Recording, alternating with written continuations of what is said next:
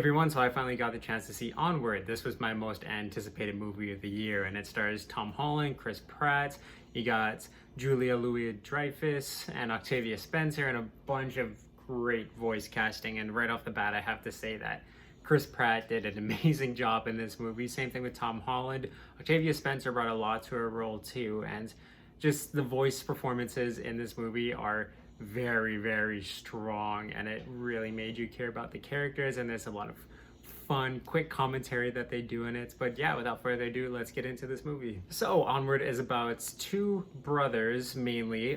They're two elves, and they live in this fantasy land that's they do a little bit of commentary on this, but when technology got brought into their world, people started to become reliant on it, and they don't go on these fun adventures anymore. The magic has kind of faded from a bunch of the races. They don't use it anymore because they have reliance on cars, planes, cell phones, stuff like that. So they've kind of become reliant on technology like humans have. There's a bit of commentary in that, where, for example, there's manticores and pixies in this movie who don't know how to use their wings, so they can't fly anymore.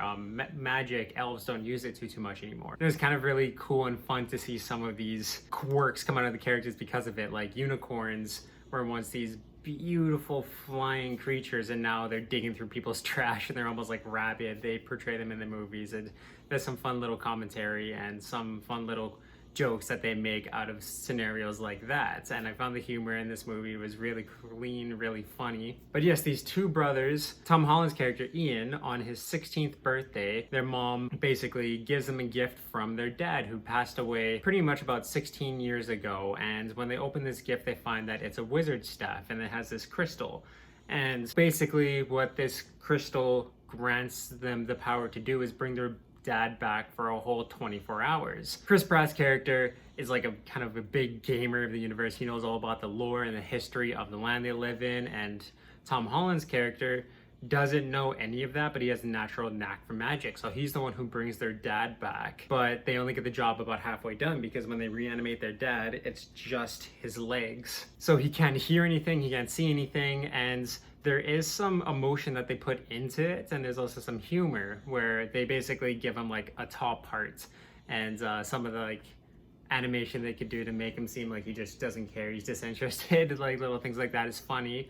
But also too, they put a lot of emotion into his legs, where Chris Pratt's character, Barley, when he was younger, he used to drum on his dad's feet, and then that's how they're able to communicate with the dad. And you can tell like the dad's shocked, he's happy, he's dancing around, and it was really emotional at some points. And I really liked how it could just, like, you're looking at a pair of legs, but you can tell the family history there and the love that they have for each other, and it was really fun to watch. But basically this movie evolves around the two brothers going on a quest to find another one of these crystals so they can reanimate their dad and have as much time as they can with him, because Tom Holland's character never got the chance to meet him, and of course Chris Pratt's character loves him and would love to spend another day with him. And his mom too, where of course, like, they were married together, they would love to see one another again. But basically once they started venturing out into the land, that's when the fantasy elements really start to come into this movie. They don't go too much into it except for on the quest. And same thing too, kind of at the end of the movie, I was hoping they would do a setup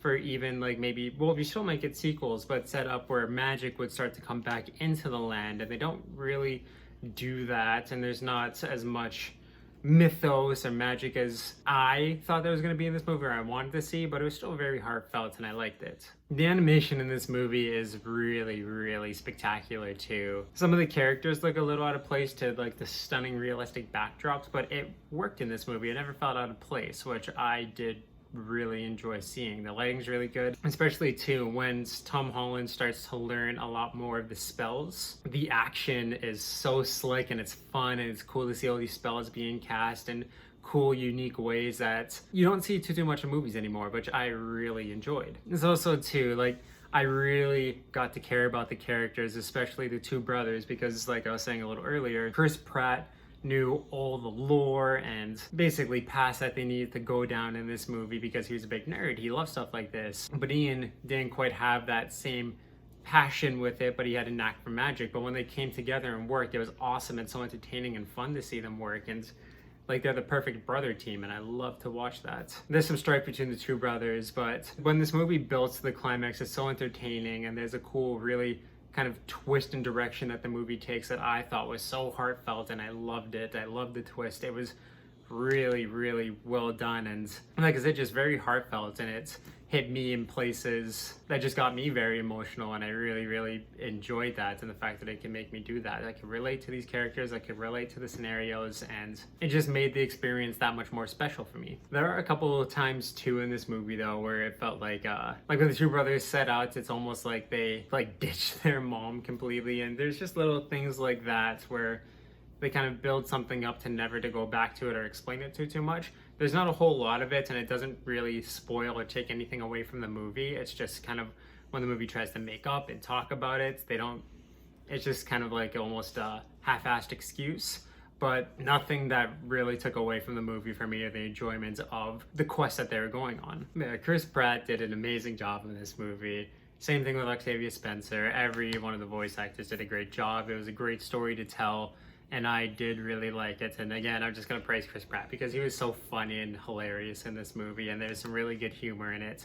Kids are gonna love this thing. Young adults like me and even adults should be able to take a lot away from this movie.